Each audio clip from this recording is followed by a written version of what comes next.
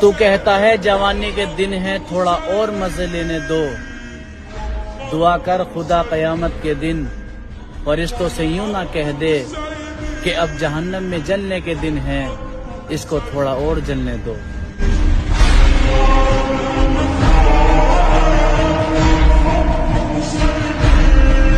मुझे मिलना है तुमसे उस जहां में, जिस जहां में बिछड़ने का रिवाज ही ना हो।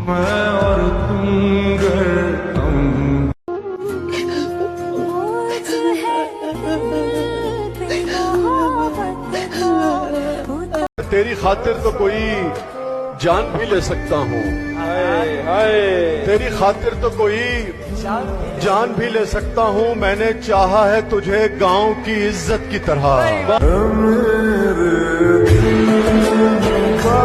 मैं उसे हर गलत चीज से दूर रखना चाहता था, पर क्या यार, उसने मुझे ही गलत समझ लिया। बेवजह नहीं रोता कोई इश्क में गालिब, जिसे खुद से बढ़कर चाहो वो रुलाता जरूर है।